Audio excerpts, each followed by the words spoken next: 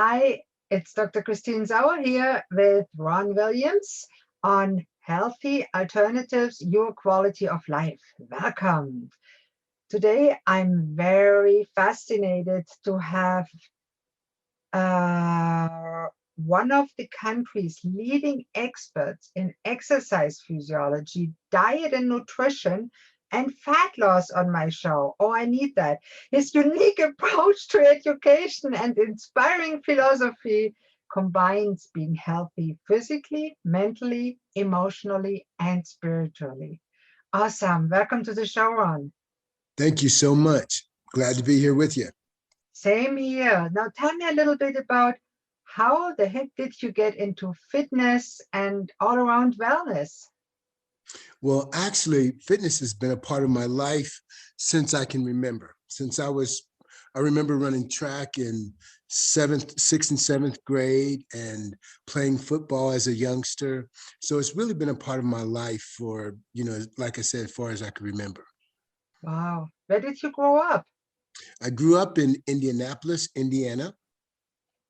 And how were the conditions when you were growing up? Well, the conditions I grew up in were very humble. They were quite impoverished, I would say. And I grew up in the ghetto. And what comes with the ghetto is a mentality. It was the Black ghetto, so it's a mentality that comes along with it, that if you're ever to get out of it, you have to leave the mentality behind. What is that mentality you're talking about? That I can't do it? Well, this mentality is a very impoverished mentality. It's a instant gratification. Um, Everything looks bleak and dim. It's a negative mentality, and it's a vicious cycle. It goes from one generation to the next, and it Yeah. has many cultural um, arrows that shoot into it. For one, I'll just give you an example. Like Oh, where I grew up from, where I grew up at, it was the mother would get on welfare, and then there would be a trend, and then the next generation would do the same thing. The next generation would do the same thing. You would have a bunch of kids and single parent homes. There was a lot of gang violence, a lot of shootings, so many different things like that. And the thing about it is, it's a culture within a culture, and it's hard to get out because you don't know what you don't know. And what you do know is what you're used to. And so it makes it hard to actually move away from that. wow. I really like the way you're stating that without any accusations, just as a fact, because when I see people, whatever color their skin may be, many of them are in the same box, sometimes self-inflicted, where they can't get Absolutely. out of their own box. And you Absolutely. experience it as a cultural phenomenon. That's awesome. I mean, looking back, it is awesome that you got out of it. Yes. And one thing, what you mentioned about this box, see, this box, in order to get out of the box, you have to be, I had to hate the condition I was in enough to be willing to step outside of this box, Mhm. because I was stepping into the unknown. And Mhm. you're afraid of what you don't know. Even though you know your circumstance is painful, at least you can navigate it. You're used to it, and you know how to control it. But Mhm. when you step outside, you just don't know what's out there. So I had to get sick and tired of this box enough that I'd rather die than stay here. Wow. So how bad was it really? What was the worst of it? Well, I didn't, to be honest with you, I really didn't know how bad it was until I got out. I just knew I didn't like life the way it was. Mhm. I was raised as at 3 years old, I was dropped off and given away as a baby to a babysitter. And I was molested as a child. I was beaten as a child, but I didn't know other kids didn't experience this either, because it was my life. It was all I knew. And I knew that the pain was so great, crying for my mother, wanting my mother to be there. And after being molested, remembering being in the bathtub, scrubbing my skin with a scrub brush with bleach in the water, trying to get the dirt off. And I just couldn't get the dirt off, and just being in that environment, always fighting, always, and I was depressed for 28 years of my life. And I didn't know I was depressed because it was so common that it became my norm. So what was the first step to make you get outside, to actually get the decision going or actually do the thing that you were so afraid of? What Well, did you have to do? one thing is I had a repetitive dream from a child. Otherwise, because I was suicidal as a kid. I remember trying to commit suicide at the age of 13. I was suicidal as a kid, but the only thing that really kept me alive is I had a reoccurring dream that I would do something great. And it was the thing that I believe kept me alive. And at 28 years old, I had a supernatural encounter with God. And that's the only thing that changed my life. It helped me to think different. And it made me realize that if I didn't change my life, if I didn't change my mind, I could never change my life. I had to change my thought process of who I thought I was, because as a man thinketh, so is he. And I thought all of the things that those people told me. You're dumb, you're stupid, you're an idiot. My circumstances said that I was unworthy of any more than I was getting. So I expected nothing, and that's what I got. What happened then? Then I had an encounter with God where he actually spoke to me for the first time and told me that I was fighting against an enemy that I couldn't defeat. And that enemy was a spirit. So I needed the spirit in order to overcome it. And that spirit was the Holy Spirit. And I asked him to give it to me.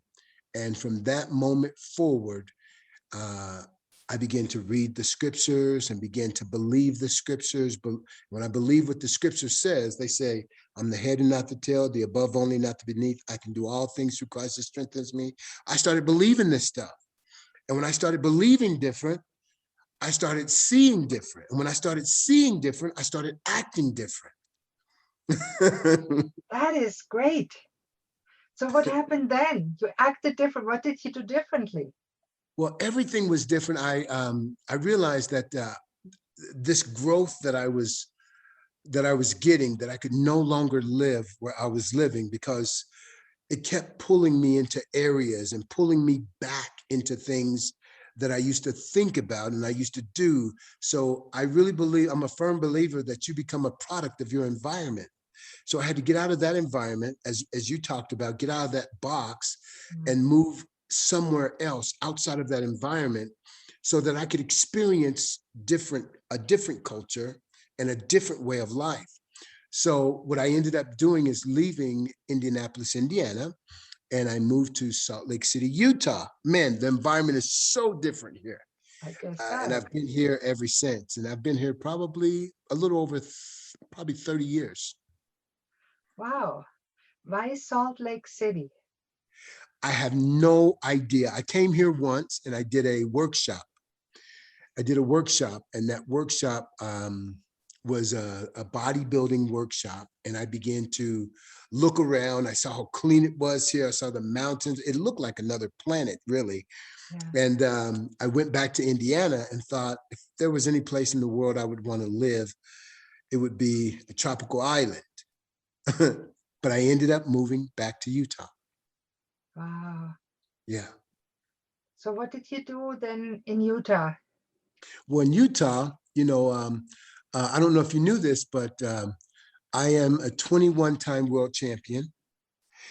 I won the Mr. Universe 7 times, the Mr. World 7 times, and the Mr. Olympia 7 times. Ah, Right now, I'm also a life coach, because everything that I've learned through the years, I'm so passionate about being free from where I was at. I want to help other people get free. There are a lot of people that I identify with, especially, and it seems like a lot of them are women, because of the being molested as a child. That it says that 1 out of every 3 women are raped or molested. yeah. And 1 out of every 4 men are, but men don't like to talk about it. They feel Women don't demeaned. either. They really, sometimes it takes years and years to come out or even remember what happened. Yes.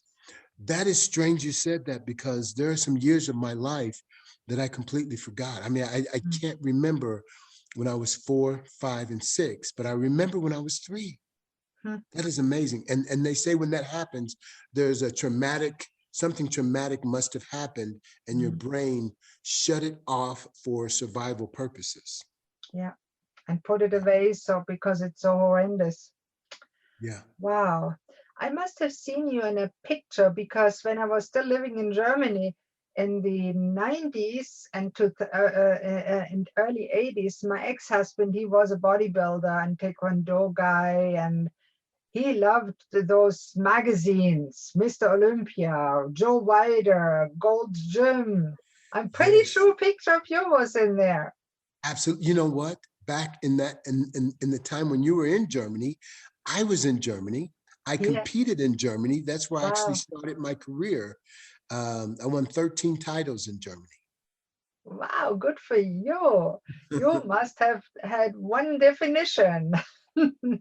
Well, you know what? What most people didn't understand is that I really didn't enjoy winning. Yeah. I didn't enjoy winning, but I hated losing. I hated losing more than I enjoyed winning, because losing said that everybody was right. If I took second place, that meant I was second rate. Wow. So I had to win. It was my life, it was my family. When they would applaud and they would say, "Oh, you did such a great job," that was the world accepting me. But Uh-huh. if they gave me second place, I felt like they made me, second best, second rate person. I didn't know the difference Yeah. between the So two. did you ever end up second or third place?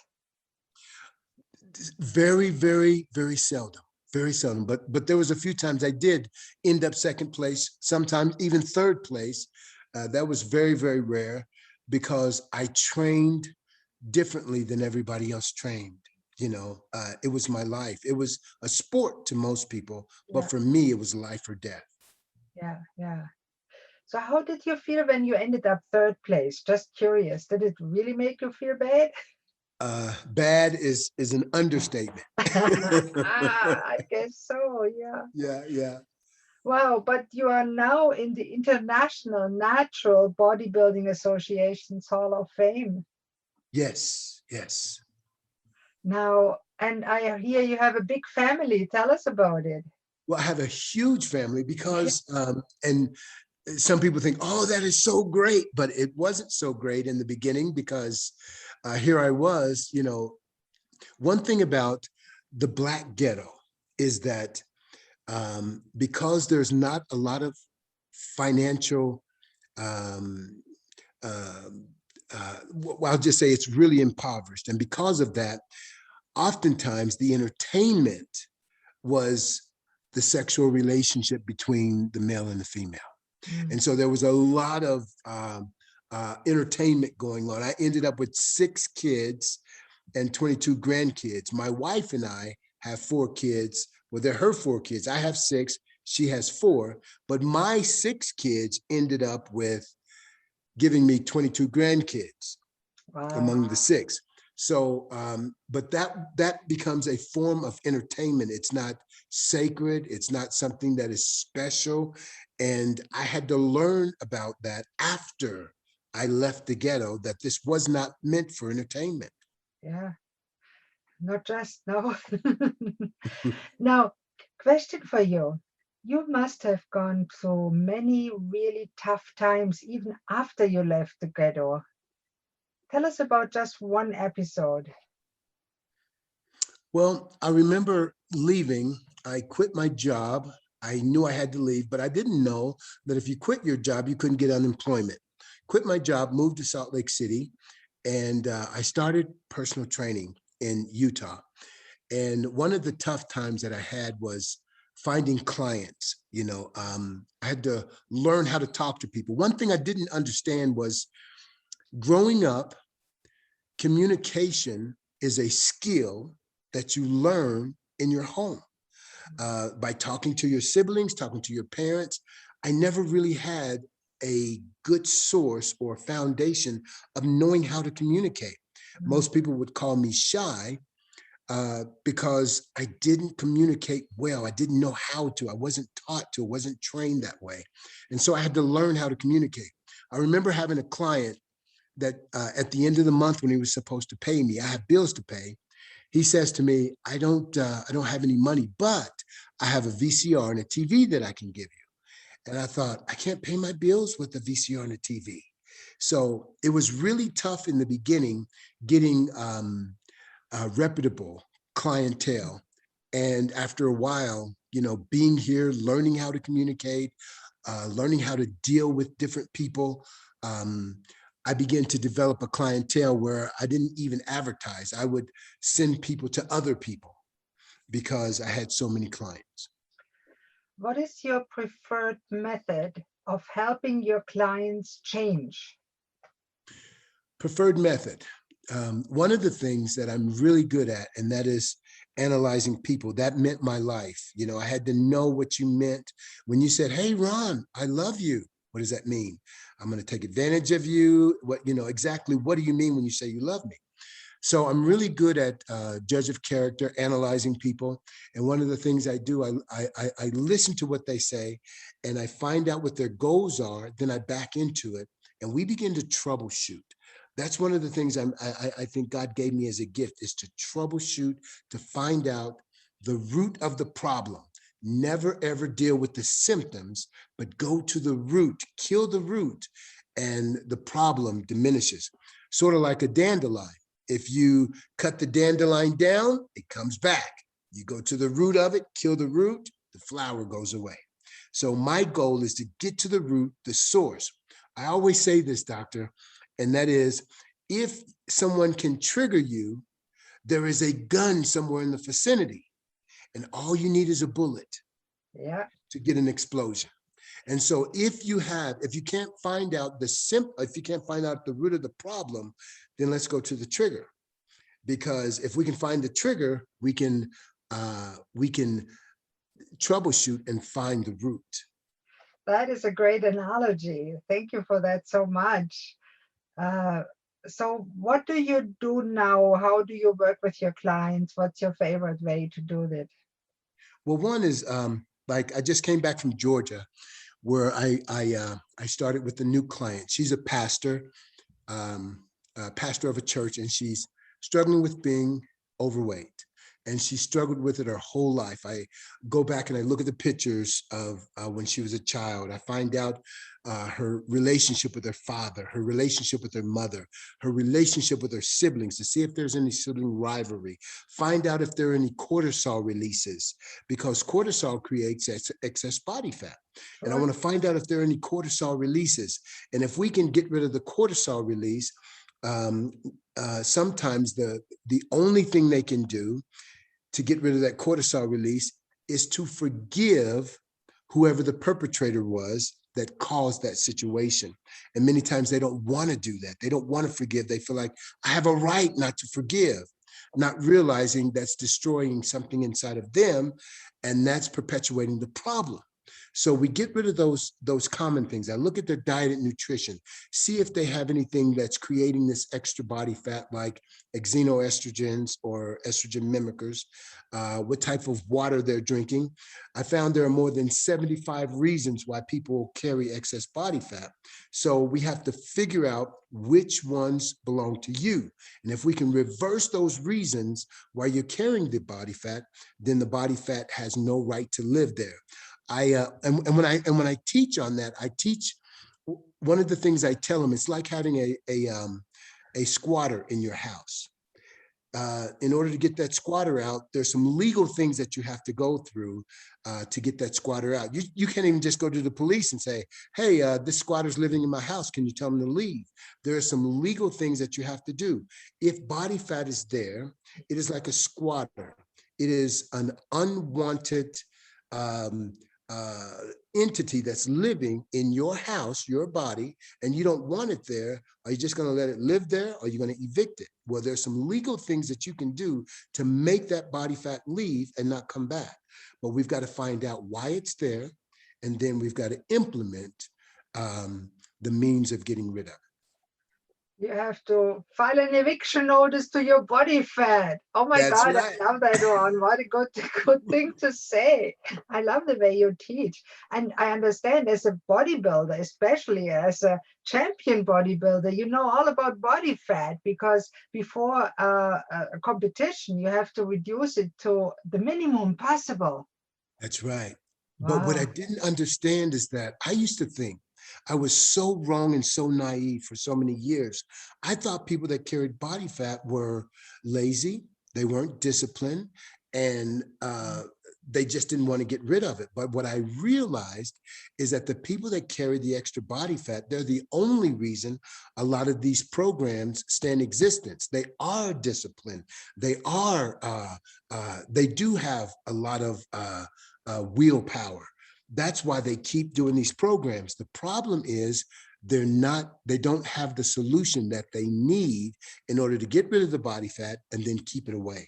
They have to have the right mindset is so important. Changing the way you feel about the body fat, changing the way you feel about food. Food is not an enemy, it's a friend, but it's how you eat it and how you eat the right combinations to work for you, employing the right energy systems so that you can get rid of that body fat. And so I had to see it altogether different so that I could help those people that I love so much. Well, that's awesome because I don't know if you've seen old pictures of me. At some point, I was 315 pounds myself. So, Really? yeah, I actually had gastric bypass surgery myself. Wow. And so I know how it feels to be judged that way. Yeah. And I know how it feels to go to a restaurant and not fit in the chair because the armrests are too close. Oh, wow. How embarrassing. Yeah. Or in an airplane, the worst thing in my life that happened. We flew in an airplane. I was big, my husband wasn't small, but I had to ask for a seatbelt extension. So I asked the Wow. stewardess for a seatbelt extension. And that woman, I won't call her name, but I did in my mind then, she hollered through the hallway, the woman needs a seatbelt extension. Oh, my. I wanted to land right away. How insensitive. Yeah. Wow. But I have what you call the 100-pound club, where we have at least 15 or 20 people that's lost over 100 pounds. Some of them 180 pounds. I mean, it is really amazing. Amazing. How long did they keep it off? That's the thing. Well, one girl, well, that's the key. They keep it off because one of the things we train is as we're going through the process of losing the body fat, there's a mindset and a mentality. When you start off, it's a program. It's Ron Williams' program, and it turns into your lifestyle. See, a program can be propelled by willpower, but then we've got to change from willpower to lifestyle. Then we've got to go from lifestyle for a lifetime.